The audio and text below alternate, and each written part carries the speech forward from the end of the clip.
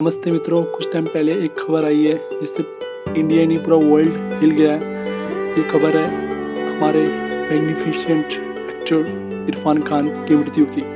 54 साल के इरफान खान की मृत्यु आज सुबह ही कोकिलाबेन अस्पताल में हुई, मुंबई में। कुछ दिन पहले उनकी माताजी की मृत्यु हुई थी और आज कुछ दिनों बाद उनकी भी मृत्यु हो गई है।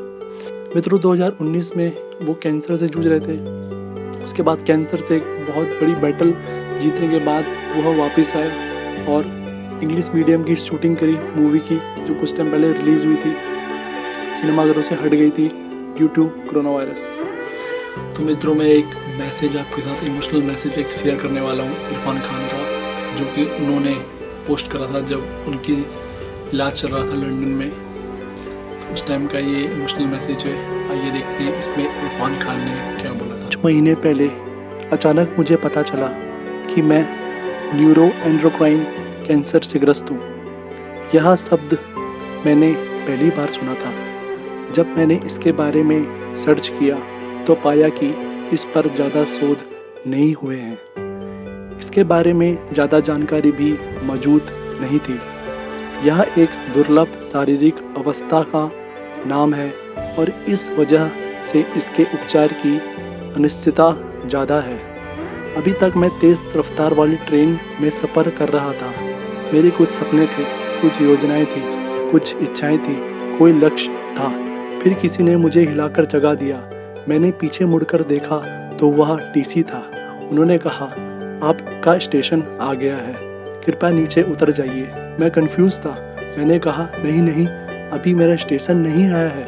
उन्होंने कहा, नहीं, आपको अगले किसी भी स्टॉप पर उतरना होगा। इस डर और दर्द के बीच मैंने अपने बेटे से कहता हूँ, मैं किसी भी हालत में ठीक होना चाहता हूँ। मुझे अपने पैरों पर वापस खड़ा होना है। मुझे यह डर और दर्द नहीं चाहिए। कुछ हफ्ते के बाद मैं एक अस्पताल में भर्ती हो गया। बेइंतहा दर्द हो रहा था। मैं जिस अस्पताल में भर्ती हूँ उसमें बालकनी भी है। बाहर का नज़ारा दिखता है। कोमा वार्ड ठीक मेरे ऊपर है। सड़क की एक तरफ मेरा अस्पताल है और दूसरी तरफ लॉर्ड्स स्टेडियम है। वहाँ विवियन रिचर्ड्स का मुस्कुराता पोस्टर है। इस सफ़र में सारी दुनिया के लोग सभी मेरे सेहतमंद होने की दुआ कर रहे हैं, प्रार्थना कर रहे हैं। मैं जिन्हें जानता हूँ और जिन्हें नहीं जानता, वह सभी अलग अलग जगहों पर मेरे लिए प्रार्थना कर रहे हैं। यह सब दुआएं मिलकर एक हो गई हैं और असर दिखना शुरू हो गया है, एक बड़े से फोर्स की तरह जो मुझसे मेरे स्पाइन से लेकर मेरे सर तक दाखिल हो गया है। यह बढ़ रहा है, एक पत्ते और एक कली के समान। मैं इसे अपने पास रखता हूँ और इसे देखता हूँ। वह हर एक दुआ जो मेरे सामने एक पत्ते और कली के रूप में आई है, वह मुझे आश्चर्य से भर देती है और मुझे अनुभूति कराती है कि क्लॉक को कुछ भी कंट्रोल करने की ज़रूरत नहीं है और आपको कुदरत के इस झूले में आराम से चलाया जा रहा है। दोस्तों, ये था मैसेज इरफान खान का जब उनका इलाज चल रहा था कैंसर का लंदन में। वो एज अ ब्रेव फाइटर इस बीमारी के खिलाफ लड़ रहे थे, अपनी तरफ से पूरी कोशिश कर रहे थे कि मैं किसी प्रकार सही हो जाऊँ। प्रमोशन के इवेंट्स में नहीं आ पाए थे इंग्लिश मीडियम के, तो उन्होंने अपने फैंस के लिए एक मैसेज जारी करा था, क्योंकि कह सकते हैं उनका एक लास्ट मैसेज था। आइए उसको भी देखते हैं एक बार। हेलो भाइयों बहनों, नमस्कार। मैं इरफान। मैं आज आपके साथ हूँ भी और नहीं भी। खैर, ये फिल्म अंग्रेजी मीडियम मेरे लिए बहुत खास है। सच यकीन मानिए, मेरी दिली ख्वाहिश थी कि इस फिल्म को उतने ही प्यार से प्रमोट करूं जितने प्यार से हम लोगों ने बनाया है। लेकिन मेरे शरीर के अंदर कुछ अनवांटेड मेहमान बैठे हुए हैं, उनसे वार्तालाप चल रहा है। देखते हैं किस करवट उठ बैठता है। जैसा भी होगा आपको इत्तला कर दी जाएगी। कहावत है, when life gives you lemon, you make a lemonade। बोलने में अच्छा लगता है, पर सच में जब जिंदगी आपके हाथ में नींबू थमाती है ना, तो शिकंजी बनाना बहुत मुश्किल हो जाता है। लेकिन आपके पास और चॉइस भी क्या है पॉजिटिव रहने के अलावा। इन हालात में नींबू की शिकंजी बना पाते हैं कि नहीं बना पाते हैं, ये आप पर है।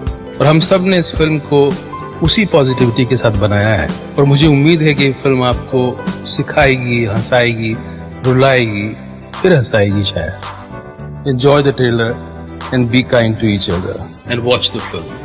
And yes, wait for me.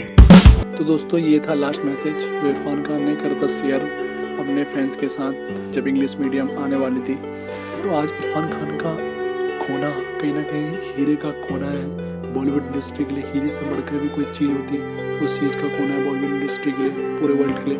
उन्होंने बॉलीवुड में नहीं हॉलीवुड में भी कई मूवीज़ में काम किया था, चाहे स्पाइडरमैन हो गई, जुरासिक पार्क हो गई, बहुत अच्छे रोल उन्हें निभाए थे दोस्तों। और आने वाले मूवीज़ थी उनकी बहुत ज़बरदस्त मूवी होने वाली थी। तो एक बहुत ज़्यादा एक अनमोल हीरा दोस्तों, एक बेहतरीन कलाकार आज हमने खो दिया।